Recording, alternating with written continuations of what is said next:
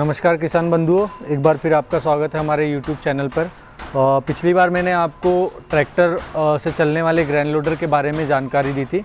इस बार मैं आपको मोटर से चलने वाली मशीन के बारे में कुछ जानकारी देने के लिए यहाँ पर हूँ। ये जो मशीन है ये आप देख रहे हैं, ये मशीन का हेड है जिसको ग्रैंड लोडर का हेड बोलते हैं। पूरी कंप्लीट मशीन जो है ग्रैंड लोडर कहलाती है। ये मशीन का हेड है जिसमें अनाज गिरता है यहाँ से।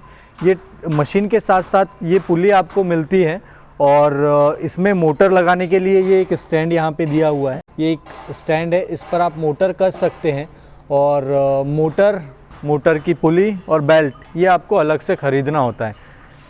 इस मशीन को आप कहीं पर भी ऊपर की जगह पे, जैसे ट्रॉली के ऊपर या गोडाउन में ऊपर रख करके इस मशीन से अनाज, किसी भी तरह का दानेदार अनाज आप भर सकते हैं।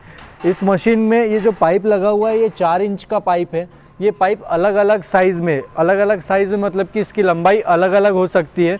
जनरली हम 25 फीट, 30 फीट, 40 फीट का पाइप देते हैं। इसके साथ में पाइप के अंदर ये स्प्रिंग लगी होती है, जैसा आपको पहले भी बताया था। पूरे पाइप के अंदर ये स्प्रिंग लगी हुई होती है। ये 4 इंच का मोटा पाइप है। पूरे पाइप में स्पाइरल स्प्रिंग लगी हुई होती है जिससे अनाज आगे की तरफ आता है। ये मशीन का एंड होता है जहाँ पर अनाज के ढेर में हमको ये मशीन रखनी होती है। यहाँ से खींचेगा अनाज, पूरे पाइप में स्पाइरल होकर के इस हेड तक के आएगा और यहाँ से अनाज गिरता है। हर मशीन की कैपेसिटी अलग अलग है लेंथ के हिसाब से। 25 फीट पाइप की जो लेंथ है वो अलग होगी, वो कैपेसिटी अलग होगी, 30 की अलग होगी, 40 की अलग होगी और मोटर की भी कैपेसिटी अलग अलग होगी। इसमें आप सिंगल फेस मोटर से भी 3 HP सिंगल फेस मोटर का भी इस्तेमाल कर सकते हैं 25 फीट पाइप के साथ। फिर जैसे जैसे साइज़ लेंथ बढ़ेगी वैसे वैसे आपको मोटर की कैपेसिटी भी बढ़ानी होगी। जैसा कि मैंने आपको पिछली बार भी बताया था, ट्रैक्टर से और मोटर से चलने वाले ग्रैंड लोडर के बारे में कुछ सावधानी मैं वो आपको बता दूं। इस मशीन को जब कभी भी आप इस्तेमाल करें तो मशीन को खाली ना चलाएं। खाली अगर आप चलाएंगे तो इसके अंदर जो स्प्रिंग लगी हुई है वो पाइप से टच होगी और पाइप को ख़राब करेगी।